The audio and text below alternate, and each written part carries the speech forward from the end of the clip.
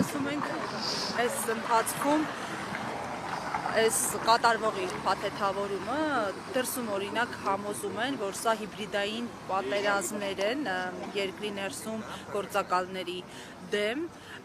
մեզ էլ այստեղ համոզում են գրեթե նույնը, որ բարեփոխում են, մաքրում են եկեղեցին եւ այլն կայսերապաշտական միտումներից։ Իրականում սա ինչ է։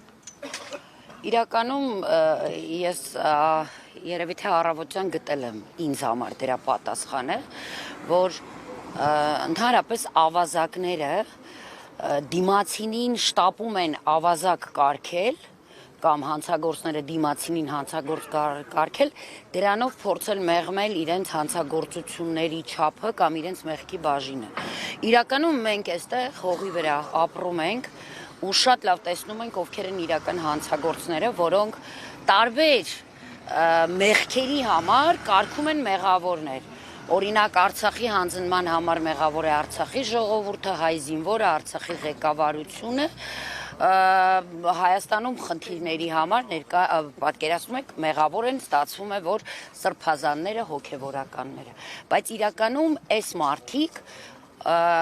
լինելով բոլոր աղետների, խոսքս իշխանությունների մասին է, միակ պատասխանատուն կարողանում են այսօր այո մեր հասարակությանը ճնշել այս ձևով ու մեղավորներ կարգել։ Իրականում ամեն ինչ շատ ավելի պարզ է, քան մենք կարող ենք պատկերացնել, իսկ իրենք բնականաբար ավելի բարդ մեխանիզմներով փորձելու են այս ամեն ինչը խճճել։ Օրինակ, դուք տեսեք սրբազաններին դատում են, բոլորի վրա ինչ աբսուրդային հոդվածներ ըստ էության կպցնելով, կարելով ստեղծելով եւ մենք հերթով տեսնում ենք, ինչպես են այդ բոլոր հոդվածները ժամանակի ընթացքում փճվում, վերանում ու երևում այդ ամեն ինչի մեջ այդ դատարկությունը եւ միտումը, այո, քաղաքական միտումը, եթե սա կարելի է ընդհանրապես քաղաքականություն անվանել։ Տիկին Հակոբյան, շատ հիմնադարձվեց Վարսասյան հոգևորականների հանդիպումը 8 հոգևորականների հանդիպում Փաշինյանի հետ, որոնց թվում էր նաև Արցախի թեմի առաջնորդը։ Դուք ինչպես կմեկնաբանեք այդ հանդիպումը եւ արդյոք առիթ ունեցել եք զրուցելու, հանդիպելու թեմի առաջնորդների։ Ես առիթ նախ չեմ էլ փնտրել եւ մենք ընդհանրապես առիթ չենք փնտրել, որովհետեւ մենք հենց այդ պահից արդեն բոլորս առանց իրար հետ նույնիսկ շփվելու, խոսքս ժողովրդի մասին է, այստեղ քաղաքական գործունեությունը որևէ կապ չունի, մենք մեր մեջ բոլորս յուրաքանչյուրս մեր որոշումը կայացրեցինք եւ ստացվեց, որ բոլորս ունենք նույն որոշումը։ Այն է, այլևս մենք չենք ընկալում ու չենք ընդունում այդ անձին որպես Արցախի թեմի առաջնորդ։ Եվ ասեմ ձեզ, ըստ էության երևի թե օրինաչափ էր ավարտը իր պահվածքի, բայց մեզ համար այս ծայրահեղությունը անսպասելի էր, որովհետեւ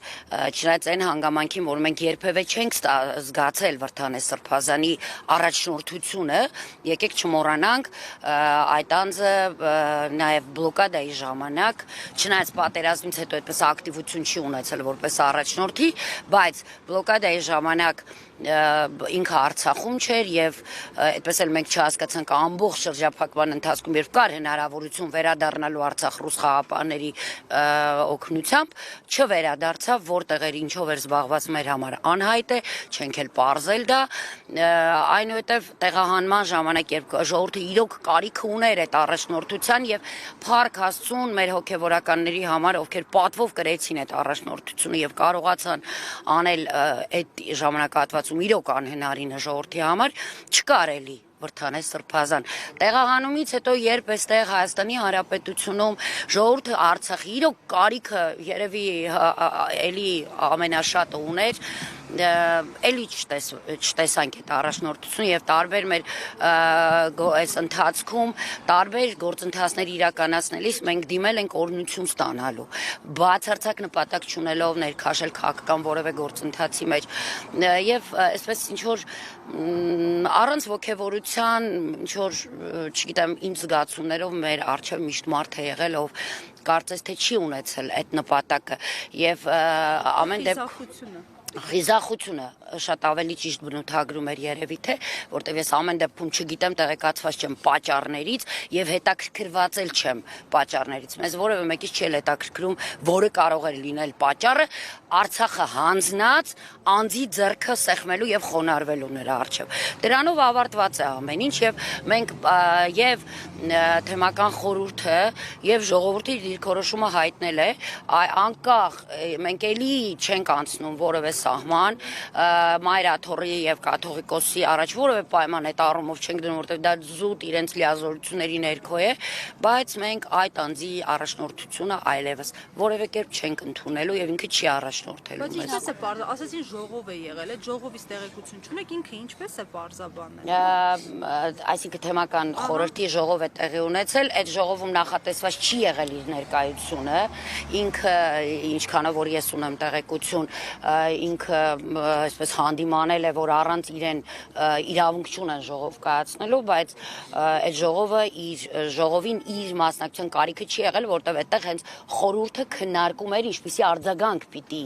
տա նման պահվածքին եւ ի վերջո անկախ իր ներկայությունից թե բացակայությունից խորհուրդը որոշումը կայացրեց, խորհուրդը ժողովրդի դիրքորոշումը հայտնեց, որը կարծում եմ նաեւ կաթողիկոսը եւ մայրաթոռը պիտի հաշվի առնի հետագա իրենց որոշումները